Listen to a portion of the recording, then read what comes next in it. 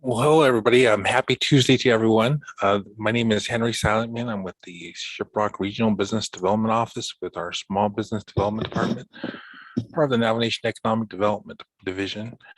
And so today we have another part of our Small Business Development virtual trainings. And thank you for being here.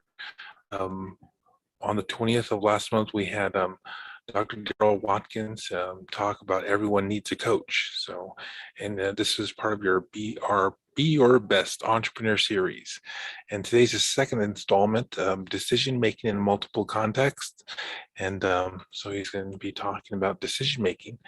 And be sure not to miss the last part of our series on December 7th at 3 p.m.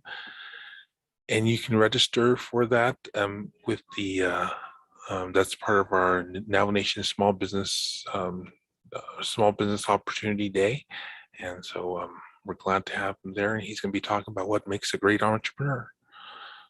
So Dr. Watkins is a educator and U.S. Navy combat vet, and he has a background in information technology management, military aviation. He's the founder of LDRC, a leadership development and coaching firm in Orange County, California. And Dr. Watkins is an associate professor of leadership and teaches at and holds different positions at the Embry-Riddle Aeronautical University. And he's made presentations and workshops in Mexico, Spain, India, Singapore, Japan, Trinidad, and Tobago. So, and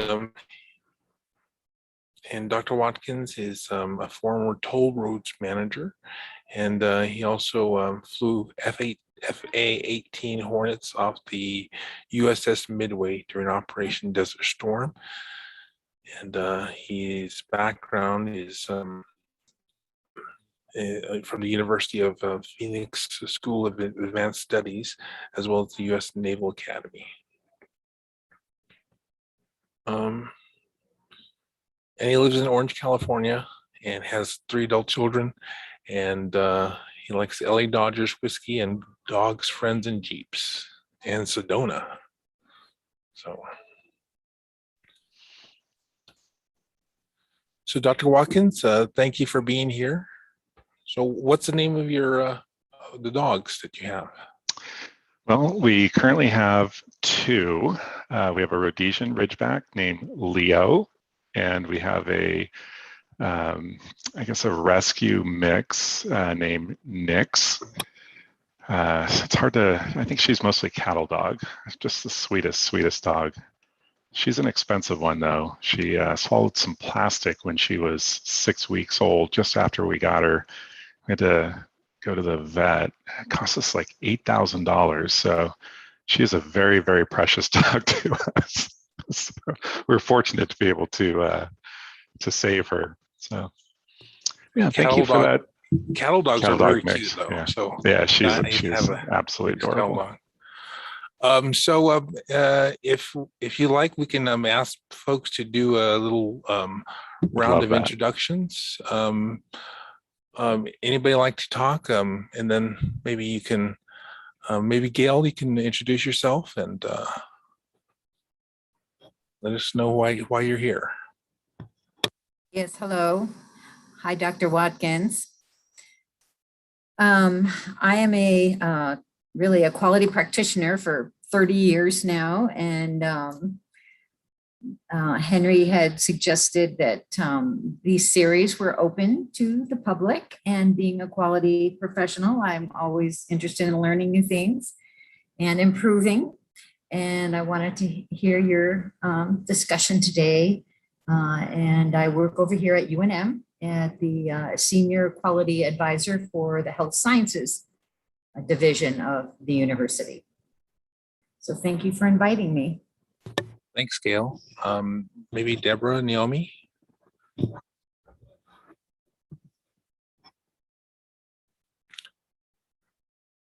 Good afternoon. My name is Deborah Yazzie, and I am a resident of Shiprock Chapter, and I'm also the Shiprock Chapter Vice President. And we are looking to educate a lot of our community members, becoming entrepreneurs, and just really encouraging them to, economically develop our community and the potentials there.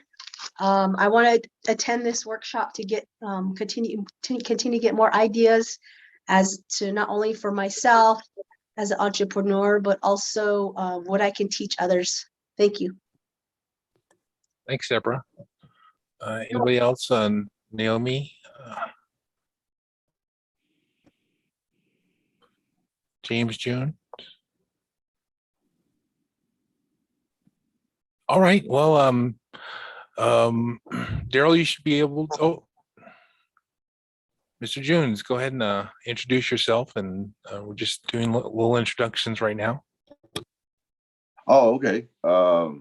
James Junes. I'm from Farmington, New Mexico. My business is stand-up comedy, performing arts. Originally from Shiprock, Redwater clan, born for the Bear people. Tingle people are my maternal grandparents, and paternal grandparents are Water Edge. I'm originally from Red Valley, Arizona. Touch sheet in Shlina Shasha Ibashin. Tutness Sunday Bishop Doto behind Bishanella. And I'm here to see how we can all collaborate and get ourselves all back running again, including myself. Hey, well, thanks for being here. Dr. Watkins, you ready to take it away? You can, you're able to share your screen. Yeah, thank you. I appreciate that. I will share my screen, and thank you for all of you for turning your camera on and saying hello. I appreciate that. It's nice to see some faces, and I don't know if how many of webinars and Zoom meetings you all have done, but I can tell you that it can be very difficult to be in this environment, especially giving information or sharing information and not being able to see anybody. So I really appreciate being able to see you and hearing a little bit about who you are and your journey. So thank you for that. So let's see, I'll go ahead and start sharing my screen here if I can. I'll try this one. Okay. Gail, I can see you still. Can you give me a thumbs up if you can see my screen? Awesome, thank you. Appreciate that. So this talk hopefully this will be a little interactive. I realize that with a few people like this, it can be difficult to get participation. So we'll see what happens. But I want to talk about decision making in multiple contexts. When Henry and I met a few months back, I gave him sort of a menu of things that I might like to share. And this is one that he was interested in. And I appreciate that because it's actually one of kind of my favorite things to talk about with my scholarly interests. So there are a couple of places in my presentation where I show some video. Right now you should see some birds flying around on your screen. This is believe it or not, a computer simulation of a starling murmuration. So what the heck is that? Well, first of all, many organisms exhibit certain behaviors when traveling together. We call it flocking or herding. And this occurs at both a microscopic and a macroscopic scale, so small scale and big scale. So ants, birds, fish, and the like. So I'm going to go back to that. I'm going to start that again. And I'm just going to throw out a question for the group. As you watch this, can you identify for me which bird is the leader here?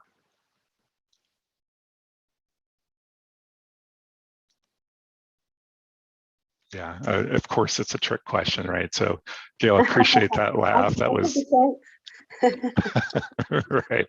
Yeah, is there a leader here, right? Yeah, Who exactly. is the follower even, right? So it's maybe they're all leaders and maybe they're all followers, and we have to ask ourselves, why would you even ask such a question?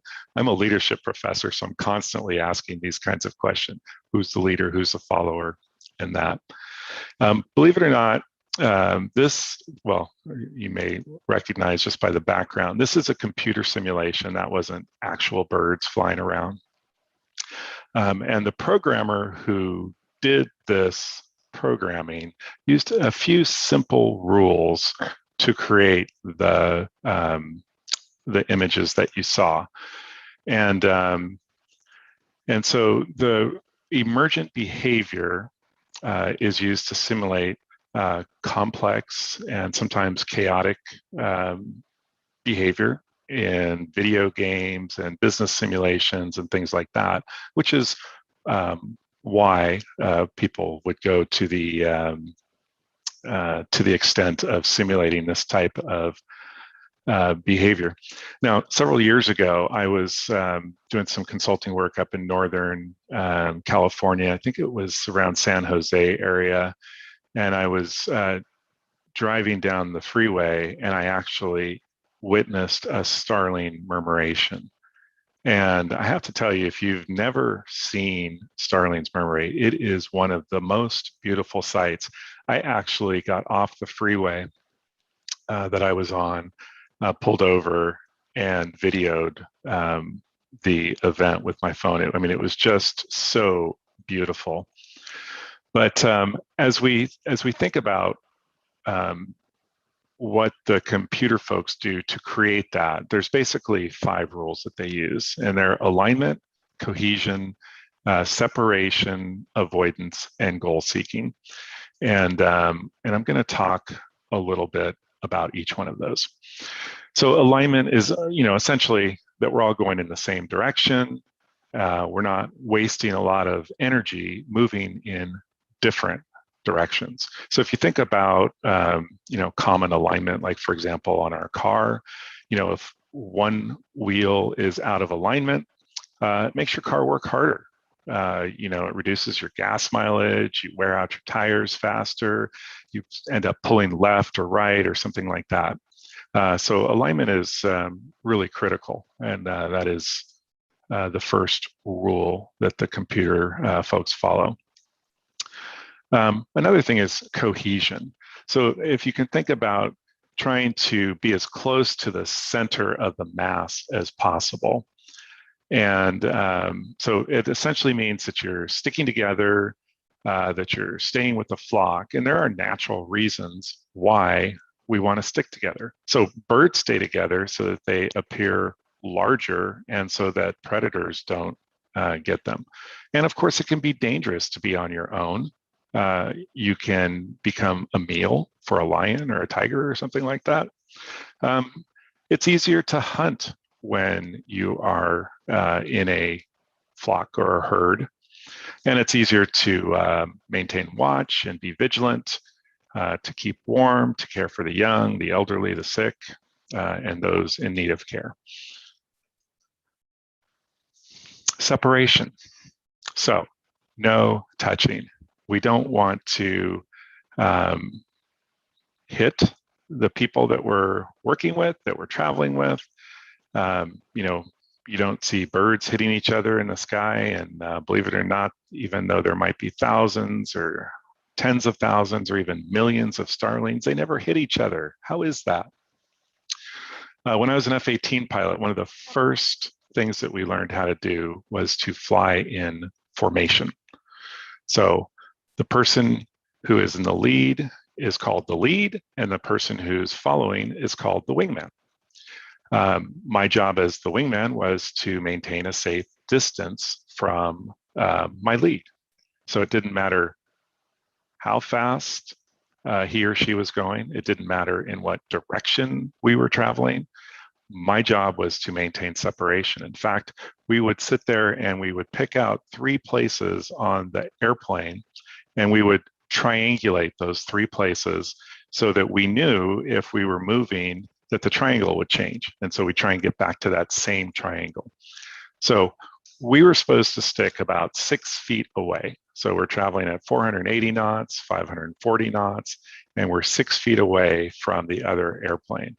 Believe it or not, F-18s are the same planes that are flown by the Blue Angels, and Blue Angels actually go within 18 inches of each other.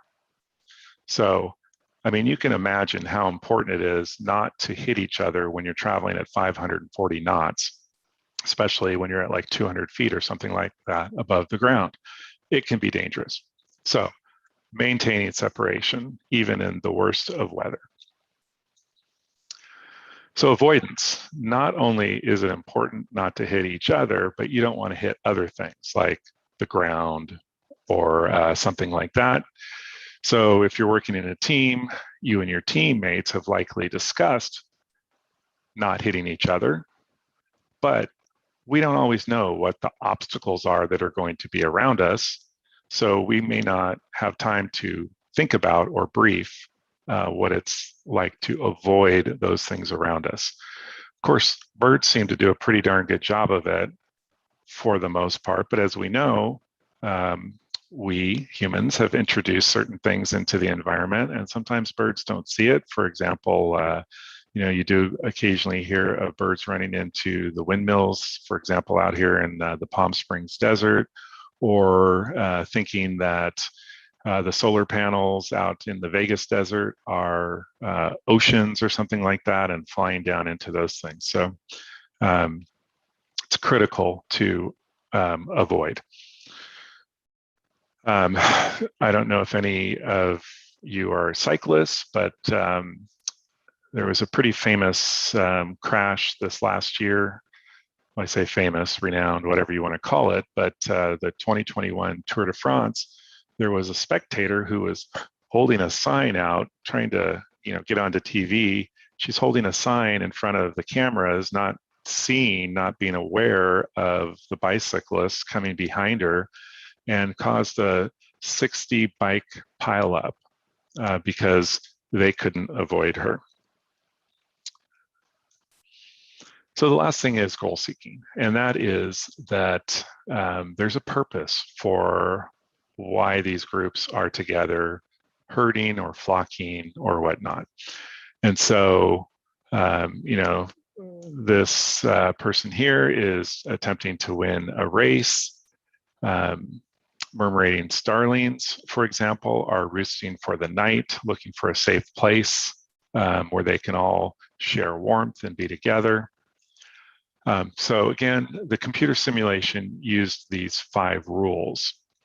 And the point of why I brought this up is going to become a little bit more evident after this next video.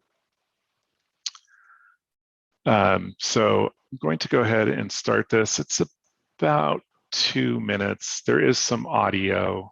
I hope you can hear it. If not, it's probably not critical, but maybe let me know if you can't hear it.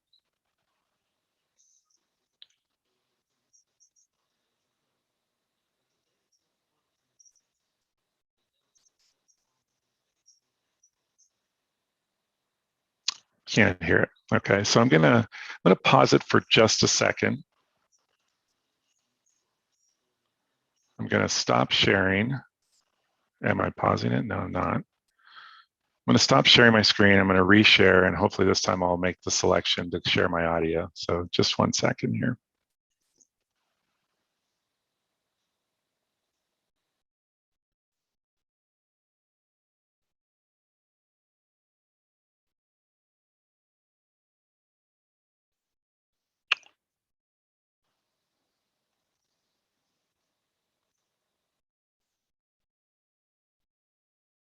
Okay, let's try this again.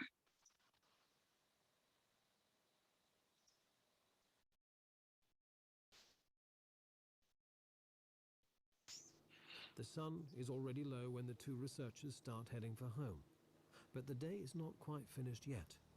The Delta turns on an amazing natural display. Thanks, Gail. Millions of European starlings gather in huge flocks, forming ever-changing patterns in the evening sky.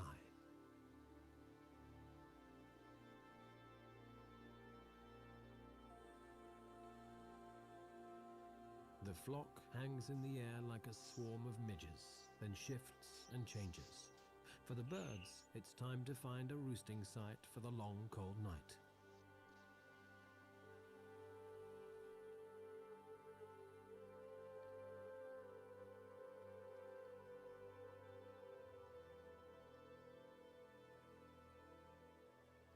Starlings are masters of coordination in the air.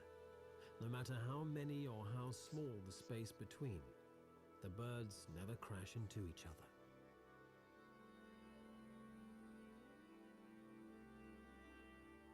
One minute they look like smoke, then without any effort they change into some pulsating superorganism, as if from another world.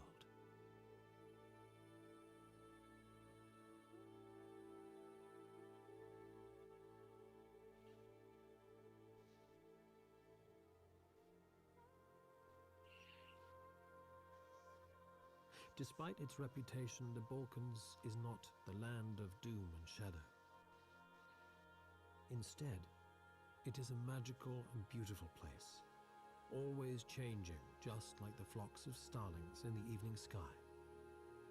The Balkans may still be coming to terms with its recent history of conflict, but it has always been a place where people and their diverse cultures have lived. A place where much of nature is still unspoilt. The wild Balkans are still largely unknown, their treasures so close, and yet still so far away.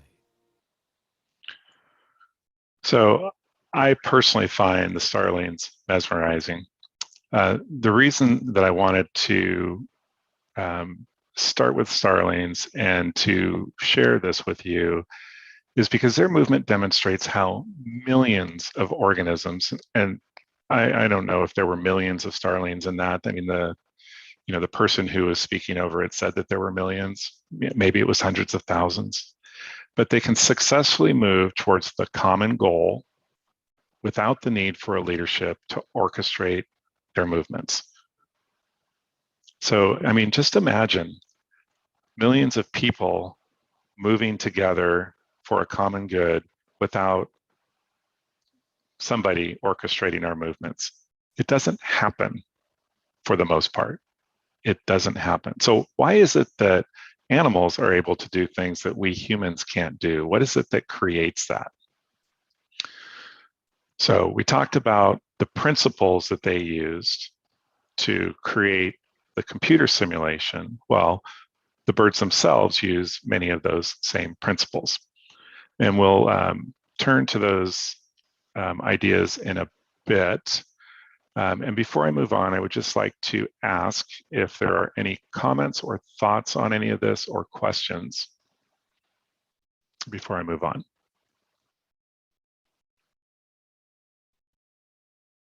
Okay. So maybe for those of you whose videos are on, can you tell me if you've heard the word VUCA before? No. So VUCA has been around since the 1990s. It came from a couple of leadership scholars named Warren Bennis and Bert Nanas.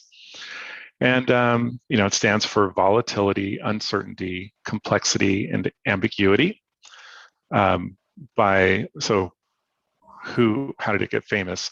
Essentially, after the fall of the Soviet Union, the army started to notice that they were having different sorts of threats and different types of things that they had to prepare for. And so they started looking at different leadership thoughts and terms that could start to explain what it is that they were starting to experience.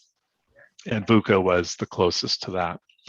So by volatility, we're essentially meaning that things are rapidly changing. There's large large swings up and down and sideways and around. Changes are coming faster and faster, and we're kind of on a whip, if you will.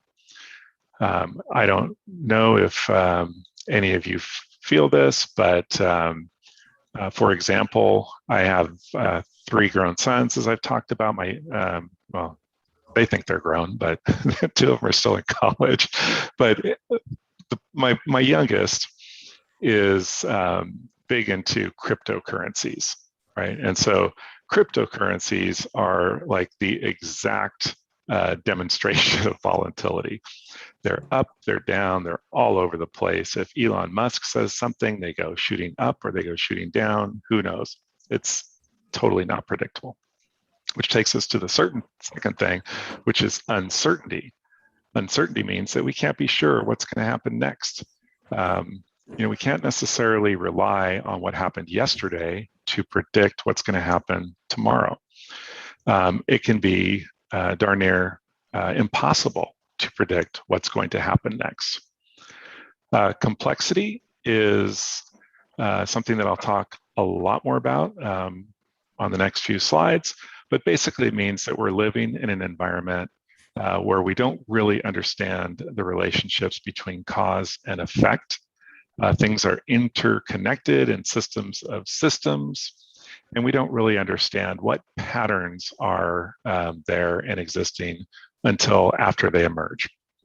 And then finally, ambiguity is really about shades of gray. I mean, just think about how different things are today than they were 3 years ago, than they were 5 years ago, than they were 15 years ago, in terms of the different value systems that people are holding, the ways that people are looking at things, the things that are important to people.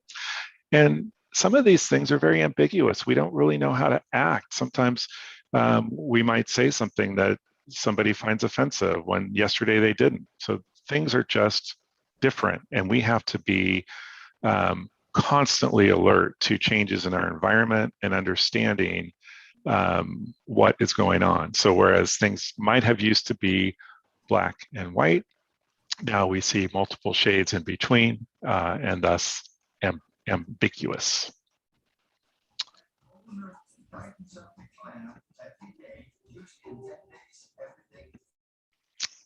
All right, so what is complexity theory? I briefly touched on it, but complexity science is basically a science that sort of has stolen ideas from several different scientific branches and heritages.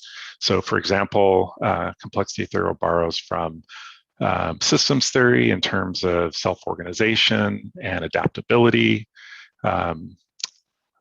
feedback loops and nonlinearity from chaos theory, the idea of nodes and networks and communication loops and things like that from network theory, and also emergence and lack of centralized control, as we've already been talking about a little bit, from adaptive systems theory. And there are other things. Often people who are talking about complexity will have a background in biology or chemistry or physics. And it has definitely, as in complexity theory, has made its way into leadership circles, at least for the past, well, I would say almost 40 years now, since a woman named Wheatley wrote a book, and I'm trying to remember the name of the book. I can't think of it right now. I'll have to think of that a little bit later and share it with you. All right. So complex adaptive systems are the type of systems that exist when we're thinking about complexity theory. And basically, these are systems in which there are many agents.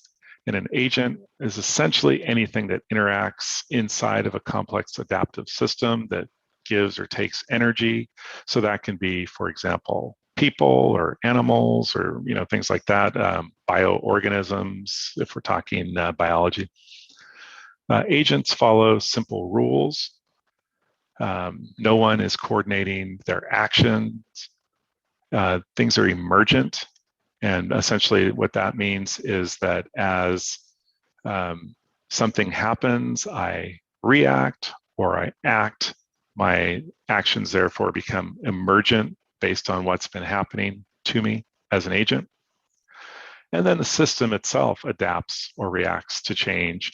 And if you look at this picture here of the Starlings, they're almost in the formation that appears like a bird in the sky.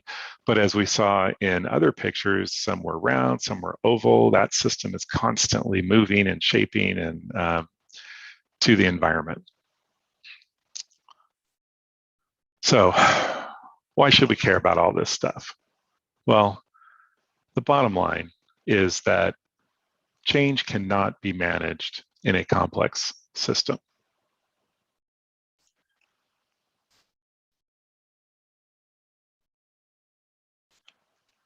So this particular driver was somehow fortunate to get it going straight again.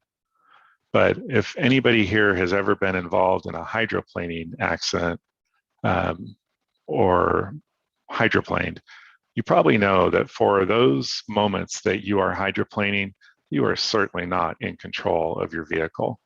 And well, yes, there probably are things that you should do when you're hydroplaning. Maybe it's like driving in the ice, which probably many of you have some experience with. You know, this person hit both sides, not as fortunate as the last. But again, the point of all this is that, you know, sometimes you're just not in control and you have to have a different way of acting. And so that brings me to what we call the Leadership Charade. This is borrowed from a leadership person named Nick Oblensky. And basically, you know, we as followers, and we're all both leaders and followers, but as followers, we expect our leaders to know the answers, right? You know, they've raised their way through the organization or through the political system or whatever. And based on their position now, we somehow expect that they're going to have all the answers. I mean, look how we treat our president of the United States. We expect that person to know the answers to everything. If anything in the country goes wrong, we expect that that person is responsible for that. So leaders often don't know the answers, but they think that they need to act like they do know the answers. Followers know that leaders don't know the answers, but they pretend that they know, right? And so because they are pretending that they know, they implement these solutions that won't work. And of course, the followers know that they won't work. So then they sit around the water coolers and complain about it, right? So this eye test here is all of those last things that I just showed in one screen. So this is the Leadership Charade. So finally, we get to the framework. This funny word on your screen is pronounced Cynefin. So the F sounds like a V. It's a Welsh word that means the place of multiple belongings. So this is now about decision-making in multiple contexts. And so I am going to describe essentially what the contexts are. And so let's see. So the center there is an area of disorder. Off to the lower right is what we call the simple domain. Up above that is the complicated, the complex to the left, and then in the lower left hand is chaotic. So this framework is basically constructed based on the idea of order. Okay, so if you think about order, we're talking about things that are essentially predictable. So order is on the right, unorder is on the left, and then disorder is in the middle. So things that are predictable on the right, things that are not predictable on the left, and really in the middle, we don't know what it is. Okay. So we divide this now into these areas, and basically, so in the on the ordered side, we split this into two areas, things that are known or things that are knowable. And so the difference of those two is that, so you could ask me what the temperature is, and I could tell you that it's 91 degrees here in sunny Southern California right now. You could say, oh, well, that's wonderful. Well, what's the, I don't know, how fast can a cougar run? Oh, well, you know what? I don't know, but I know where I can go to find that information out. I can Google it. I can ask my friend, my father-in-law, who knows everything about cougars, etc. So then as we transition over to the left side, now we're talking about unordered, and we divide that into two areas of complexity and chaos. And I'll talk a little bit more about each one of those. And then again, in the middle, disorder is completely unknown. So I'm just going to pause. I recognize that this is, I guess this is complicated in terms of the material. So let me just ask if there are any questions before I continue to sort of build out this model. Okay. Yeah, go ahead, Deborah. No, thank you. The system dynamics is something that I could relate to and understand the feedback loops and stuff like that. So for me, that was, I connected to that very well. Thank you. I appreciate that. And, you know, I always have to be very careful when I'm talking about this sort of information, because as a leadership person, I'm not a biologist, I'm not a scientist, I'm not an engineer. So sometimes I will be speaking to people. So for example, I gave a very similar talk to this to a group of project managers who were managing biotech type stuff. So their knowledge of complexity and bioengineering is far greater than mine. So I really appreciate you saying that. Thank you. All right, so so let me just go ahead and build this out. So on the simple domain, we're talking about clear cause and effect. And just as an example, I'm going to just use my car for these next several examples. But say, for instance, I turn my windshield wipers on and the wiper blade is broken. I know what I need to do. I need to replace the blade, most likely, right? In the complicated domain, cause and effect is discoverable, but not immediately. So for example, maybe I hear a noise in my engine. Because I'm not a mechanic, I don't maybe exactly know what that particular noise is. So I go to a mechanic. The mechanic might suggest, you know, sounds to me like you need to replace your fan belt. Well, I say, okay, thank you, I appreciate that. I'm not sure you know what you're talking about. I'm going to go talk to this other expert over here and see what this person thinks. She tells me, you know what, your first person was right. You do need a fan belt, but also now I'm at the dealership. In addition to the fan belt, you also need these other 10 things because, you know, we got to make our rent. All right, so then we move on to the complex. There are no right answers. There are emergent instructive patterns. So I have a friend whose car's electrical system was operating inconsistently. And she had taken it to the dealership and had the wires replaced a couple of times. But the problems kept coming back. And she was actually getting kind of angry because she thought that the dealership was taking her for a ride. And then we discovered that what was happening was that some rats were enjoying the warmth of her engine after she parked.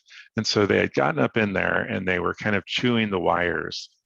And so each time she had it fixed, the problem would just replicate itself. So yes, there was a pattern there, but we didn't understand what that pattern was until after the fact, right? So the answer was emergent. So, basically you have to figure out how you're going to keep the rats out of your car.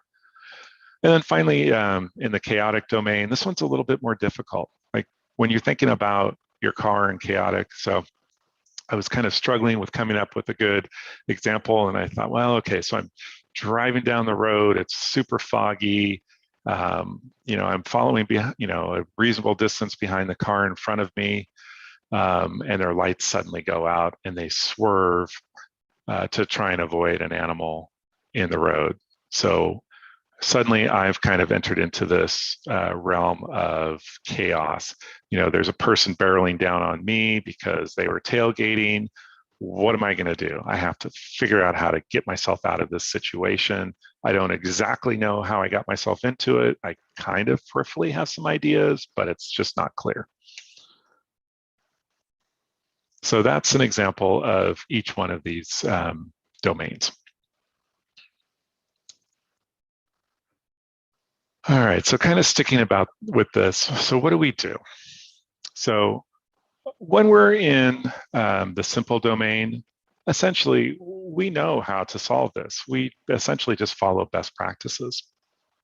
And as a leadership person, I kind of get a little bit frustrated with this, but it is true that if you know what best practices are, then you probably don't need a whole lot of leadership to implement them.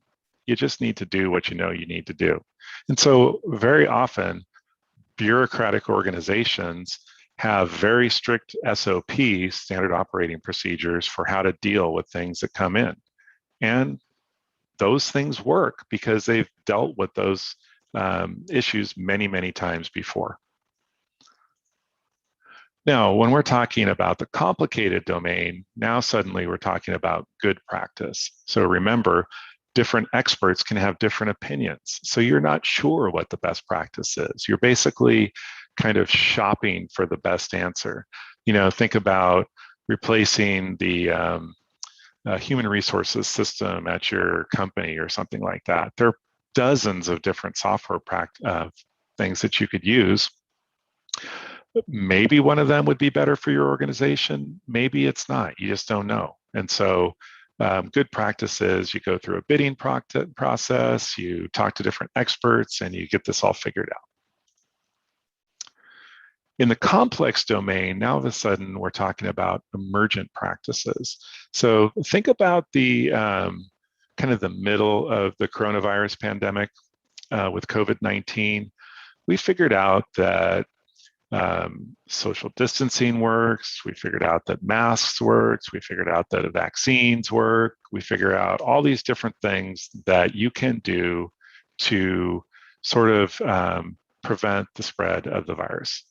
At the beginning, when things were chaotic, we didn't know what to do. So we're just kind of pushing solutions out there.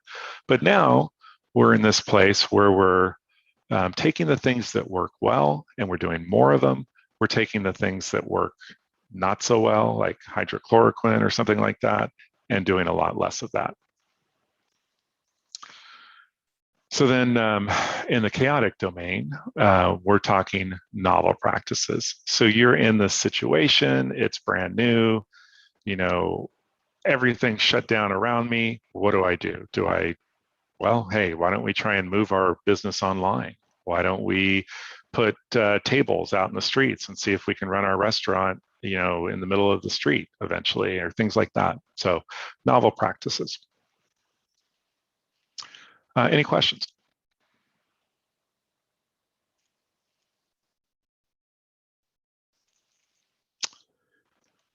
Okay. So how do you respond? When you're in the simple domain, So when you can identify that you are in the simple domain, so you sense what's happening, you categorize it in terms of your SOPs or whatever, and then you respond based on your SOPs. So here's where I am, here's where I'm operating. I know exactly what this is. I put it into its little file cabinet, and then I respond based on that.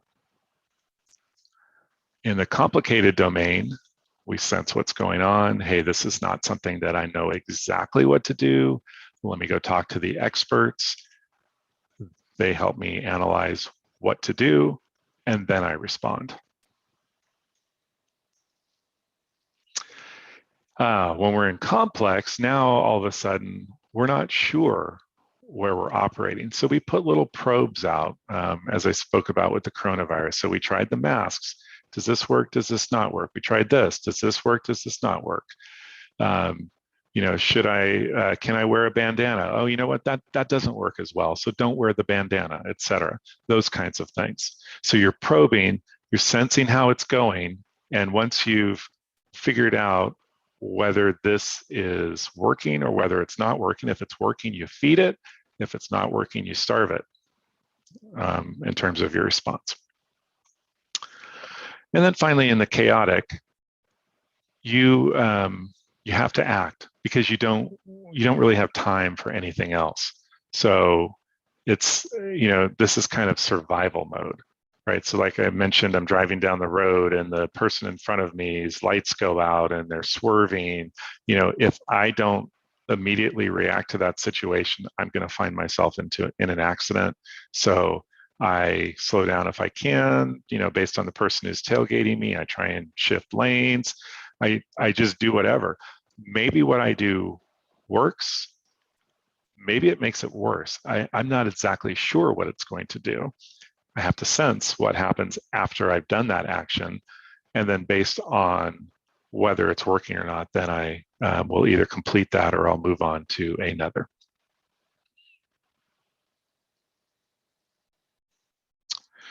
And then in disorder, we wait.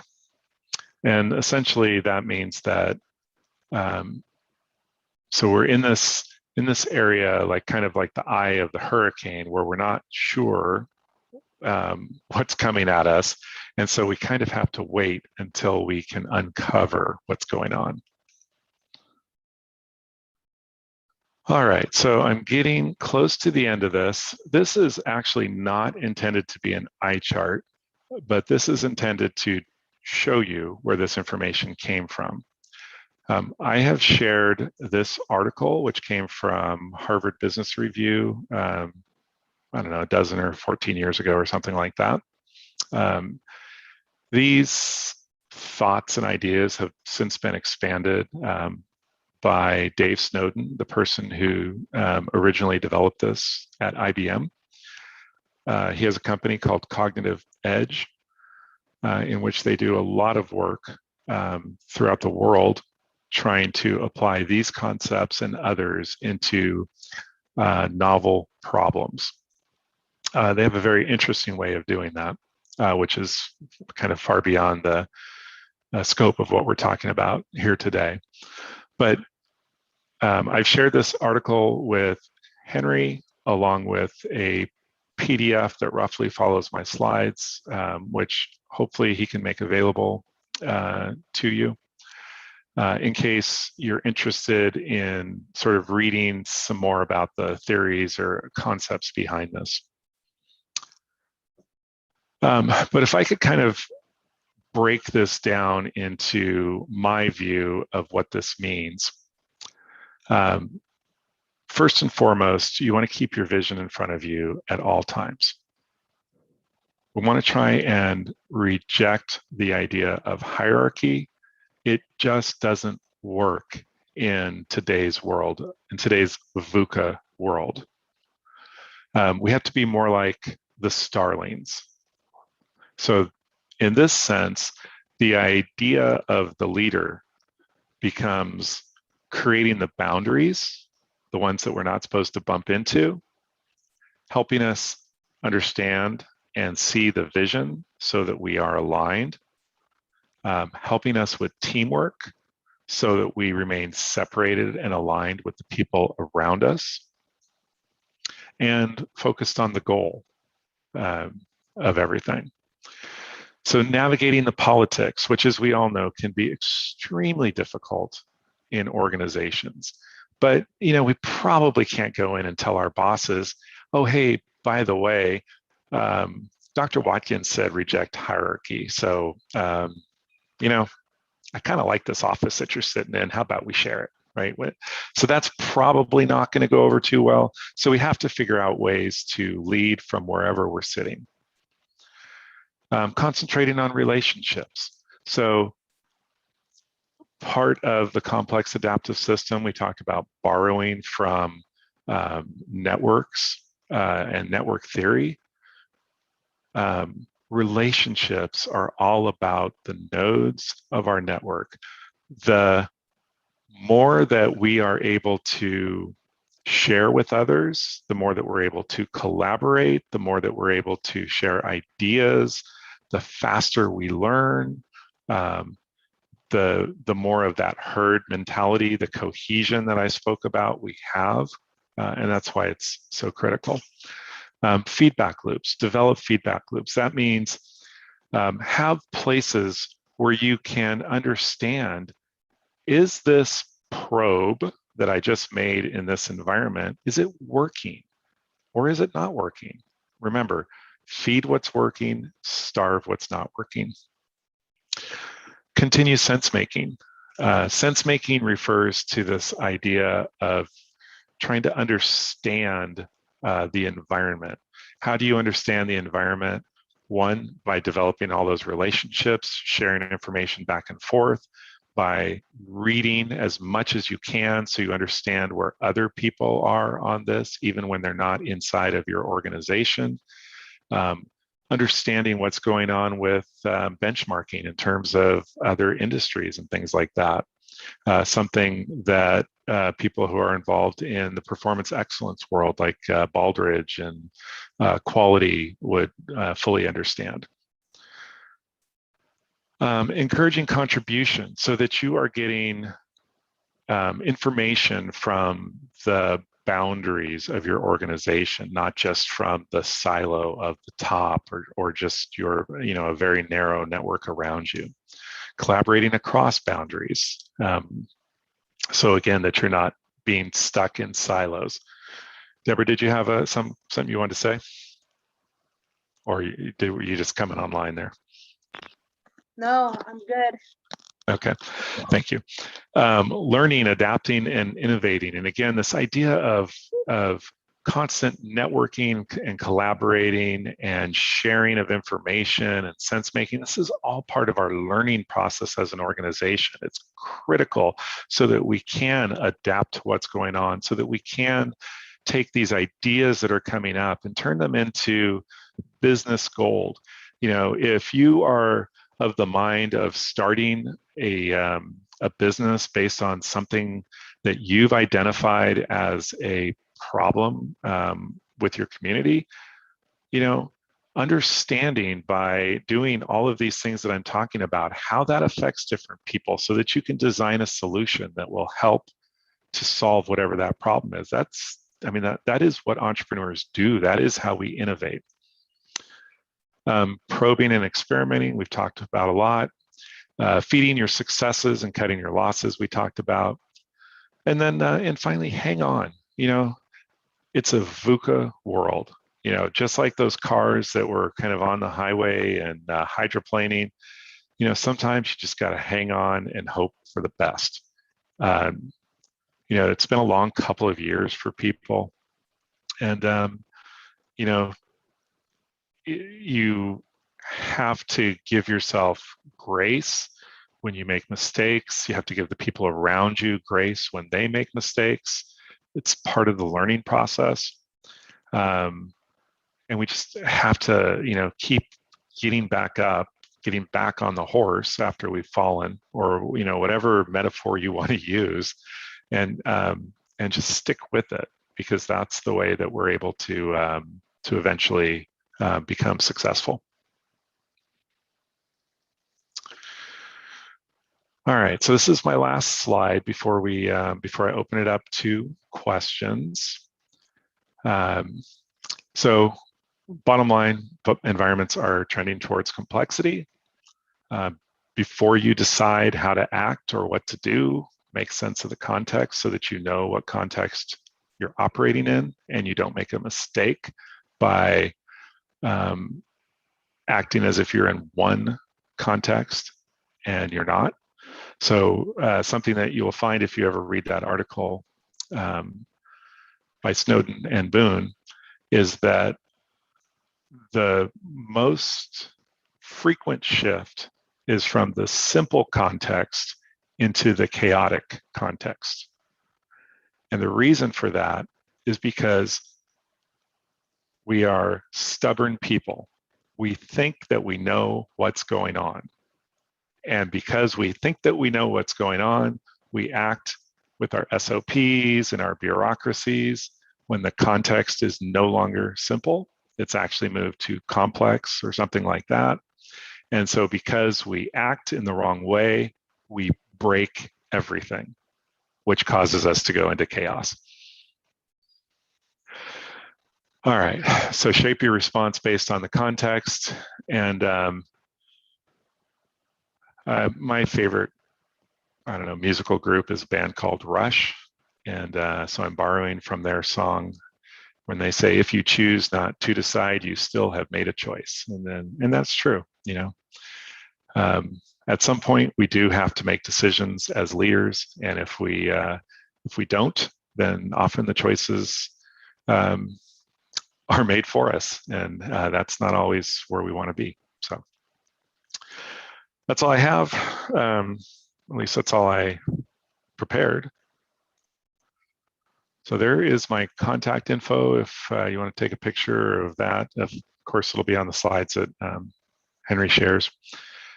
And at that, I'll stop and take a drink of water and open it up for questions.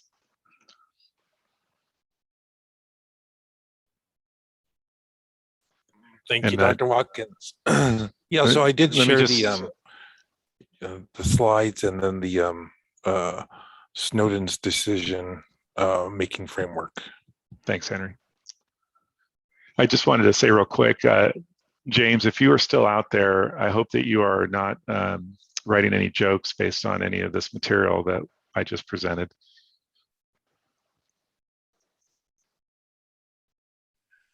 No. a lot of it makes sense, and a lot of it is I found out that I'm on the right track.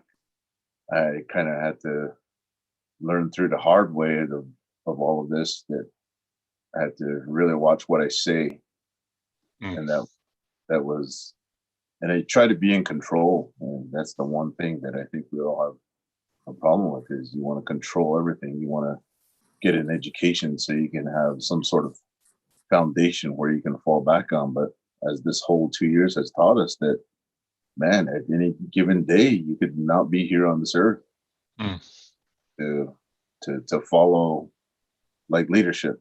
I wanted to be in politics, but now this has been,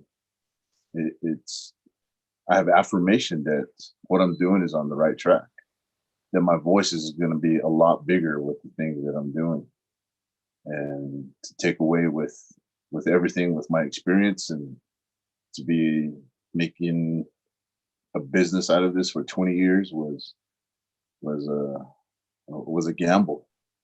And I had no control. I was hydroplaning for a long time, trying to figure all this out, because I wish I would have heard this when I started, and I would have been like, okay, well, this is what I need to do next, and kind of get a little flow chart going for myself too. But I think it's something that the world needs to hear. You know, sometimes the information is out there, but we can't hear it until we're ready for it. Do you know what I mean by that? Yeah. I really appreciate that sharing. Thank you. You have a very, very powerful message, and that's kind of where we're at right now. Not kind of, but we are there. Thank you. Thank you.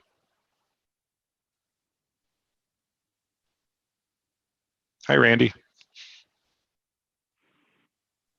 Hello. I was glad that I was invited, and I kind of got on a little late, but I appreciate it, and I think it sounds pretty good. Sort of remind me of the SWOT analysis there, but there's a lot more added to it, so it's good. And also Henry gave me a link to go ahead and join you guys from the beginning, but you won't know that until later. Thank you. Thanks for the invitation. It was good. Thank you. Yeah, I shared the our link to our YouTube channel for Small Business Development Department, and this will be on there as well. But we'll see if James Jones put if he says VUCA in his stand-up routine, then we'll say that came from us. That you got to work it in some kind of way. It sounds like a cocktail. Let me have a double VUCA. Oh, we should work on that. I like that. Yeah. Everybody needs a shot of VUCA. You should put that on the t-shirt. Pretty good. I think the pandemic has given us a double shot of VUCA. That's right. Three No now. doubt. Yeah, that's right. 3 shots. There you go. Just got So my third shot of had a VUCA the other question. day. Yeah, go ahead, Gail. So I know you have been a Baldrige examiner, and this is the model, I think, is, even though it had been designed a number of years ago, it's so appropriate for today's situation in so many cases. Have you, as you talk to leaders, do you have them like point to your model and say, well, here's where we are right now, or here's where we were 5 years ago, and look how we've moved into this realm of chaos, and that now we have to learn how to make decisions differently? I mean, has that been a common theme? Yeah, so first of all, I love that idea, and I would probably stop short of showing them any of this stuff just because I wouldn't want to be prescriptive. And I will say that I can hear them talking about certain things, and I kind of in my mind go, oh, that relates to this and that, or the other. One of the things that as an examiner I have been a little bit we'll call it curious about is how organizations don't really understand what it means to be a learning organization. In other words, they don't know what it means to kind of drive collaboration, drive sense making, drive networking, and all of the different things, sharing of knowledge that it takes to create innovation, right? So all of that stuff is so tightly tied, and yet, and this can be true even in the best process-driven organizations. There can still be these silos. Thank you for asking that question.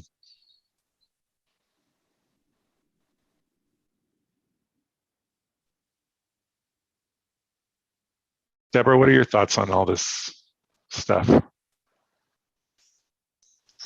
Oh, I love it. It really, reminds me of continuing education and the need for it continuously as you grow over time, whether you're a sole proprietor or you're becoming part of a small company. I'm seeing that in a current company that I'm a part of, Native owned. They're very young. They have a lot of energy, and I can see how they're applying a lot of a lot of what you've talked about and the takeaways. And as young as they are, they're encouraging to continue to read and, Rich Dad, Poor Dad. I mean, you name it, and they're naming all these books and getting out there and really putting out, increasing our financial literacy as among Native people. And I think that what you've presented is really important, and it also reminds me of my goals and objectives as continuing to increase my financial literacy and passing that along to the community, because I do get that a lot. Deborah, what are you going to do for economic development? It's like, hey, wait a minute, what are we going to do? You and I, let's work together. Let's help each other get there, so that few years down the road, we have 4 to 8 businesses in our community, and we have 60 people employed. I mean, those are meager numbers. That's something, small companies, sole proprietors, something that we can shoot for together. And what you've mentioned, a lot of these talking points, I can see where I know that a sole proprietor, she went through a lot during the pandemic. A hairdresser, she had to think outside the box. And what do I do? And I can't make appointments. I lost my income. What am I going to do? And she's been in the community for 20 years. So being able to help her rethink, re-innovate herself and get through the pandemic. And she, and I talked to her saying, you haven't even raised your prices at all from 20 years ago. I said, when you start back up, you need to add at least $5 onto your haircuts, your perms. And she was really apprehensive. I said, know what, just do it. You deserve it. You've been here in a community that long. She did. She says, my haircuts, everything's increased by $5. They're like, oh, okay. And no problem. About time, right? Exactly. So, yeah, what you triggered for me there was how important it is for entrepreneurs, for people who are out there sort of feeling by themselves, to build that network out, so that when something like that happens, that you have almost like a board of directors that you can go out and talk to and say, gosh, here's what's going on. What can I do? Does anybody have ideas on how I can, keep this practice alive? Or, what can I do to cut hair or whatever, and still make money while we're supposed to be sequestered? Yeah. And she didn't think that her supplies, her perm solutions, her color, all that would get stopped, and it was like, oh no, look what happened. So now she's stockpiling and kind of not doing that just in time purchasing, but kind of, planning a few weeks ahead. So there's some things that she's done to change her operation to ensure that she does have her products available for her clients. I'm not part of the business. I'm just, involved a lot with her to find out, like, oh my gosh. It's awesome. Great applications. Thank you. Looks like, I apologize if I mispronounce your name. Is it Ephraim? Is that? No, I've got it all wrong. Ephraim? I pronounce it Ephraim. Can you hear me? Ephraim. Okay, thank you. Sorry. That's why I'm branded as Zephyrin. I'm a sole proprietor. I'm in this because I want the Navajo Nation to be a leader in textiles like we were in the old days. There's no reason why Navajo arts and crafts needs to be buying their native prints from an importer that brings stuff from Asia when we could be doing that whole thing in-house ourselves. And, trying to get that to have our elders and even the new weavers think more business-minded in terms of digifying, all the complex spoken that you set in your presentation. As it's not new ideas, it's been repackaged because each culture and each level of technology and education has their own terms for these things. But my grandpa and everyone calls it biomimicry. We're not improving on the natural systems that are already apparent in the environment around us. So I work with 3D design. We can approximate nature by just a few parameters, basically set boundaries and what happens when push comes to shove, and you can get things that look really realistic. And I'm here because I just want to expand my knowledge as a sole proprietor, and I'm a board member for a nonprofit that's trying to help weavers and shepherds, handle globalization right now. And that is a really tough thing, because when we ran the numbers for some of our products, if you put in labor costs and risks for a shepherd, each sheep is about a $5,000 a year investment. So what are they selling from that sheep to make it back? And when we ran the numbers with local labor and to get the wool processed, a $6 skein from the trading post, if we did the system, would be $150 to break even, around there, maybe about 20% profit on that. And we're just trying to think of something to go between that and just making the system work, and efficiency because of climate change and water scarcity. When you think about it, like how many paper clips you use in a year. When I did inventory for a healthcare system, someone losing a paper clip every week becomes a big statistic over time. So applying that knowledge. So I'm just here to gather knowledge and to share my experiences. And yes, the pandemic has been tough. I took the time to reinvest into education and more volunteering, because I couldn't not do nothing. So that's why, I've been the amazing people here. There's James Junes, Randy John. We're all still doing this work, even though our elders and everyone told us to prepare for this, but we just haven't seen how the old story should have prepared us for these things. I think Randy John was at one of my presentations when I said, there was a construction project that caused an epidemic in Shiprock where people freaked out and they were posses to keep people in Shiprock. So these are stories and patterns that are recognizable on the micro and the macro, circle of life, any way you can package it. My gaming friends call it game theory, that in nature, there's always an apex predator, because the struggle between predator and prey is what keeps the land cycle going, because they will never get to a population that will out-eat their food source. So it's a very interesting thing. So I don't want to talk forever, but thank you for letting me talk for a little bit. Thank you for those reflections. I have a feeling I could learn a lot from listening to you. So thank you for sharing. Appreciate that.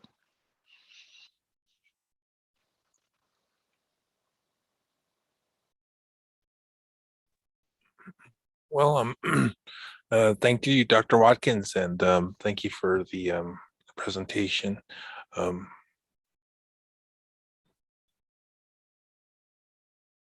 So I did share the web intro information. So it has some information about the questions and basically the outline of of your talk today. And so this is the second installment of the Be Your Best Entrepreneur series, and then the last one is going to be on December 7th at the Business Opportunity Day for Navajo Nation. And so if you receive the information for this training, then you receive the information on how to register for the Business Opportunity Day. So that's on the 7th of December. It's a virtual event, it's free registration. It will be streamed on our YouTube channel as well. But you can register, you can contact Joanne with Joanne Nota. Her contact information is here, and that's in the handout as well. So thank you all for being here. Thank you for joining us today. And remember to, if you have any suggestions on trainings, then let us know, and we'll try to put something together. So here's our contact information: Regional Business Development Office in Shiprock. And we're part of 5 different offices across the nation. So these are the chapters that we work with in Shiprock. And so you can contact us or any of the other offices for information on workshops or trainings. But thank you again, and thank you to everyone for attending. And thank you all, and you all have a good day. Thank you. Bye. Thank you. Thank you all. Have a good day.